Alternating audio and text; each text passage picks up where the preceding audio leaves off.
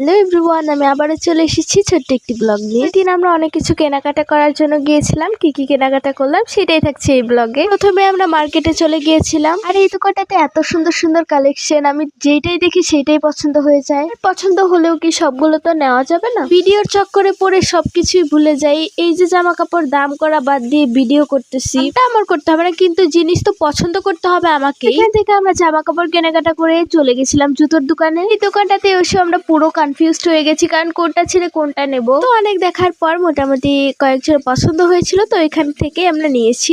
আমরা চলে যাই কসমেটিক্স এর দোকানে। কসমেটিক্স এর দোকানে গেলেই অনেক অনেক কিছু কিনবো। আর এই যে দেখো ভাইরাল হেয়ার ব্যান্ড, এইগুলোর দাম ছিল এক একটা 40 টাকা করে। হেয়ার ব্যান্ড নিয়ে আমরা চলে গেছিলাম শীতের এত এত পোশাক দেখতে। এখান থেকে এসে আমরা গিয়েছিলাম জামার জন্য লেস কিনতে। আমাদের সাদা কালার লেস লাগতো, তো ওইটা কিনে চলে এসেছি। তারপর সবশেষে গিয়েছিলাম ঘড়ি কেনার জন্য। ওইখানে গিয়ে আমি এত সুন্দর ফুলের দেখা পাই। ফুল দিয়ে আজকের মতো ভিডিওটি শেষ করছি। দেখা হচ্ছে নেক্সট কোনো ভিডিওতে। সবাই ভালো থেকো, টাটা।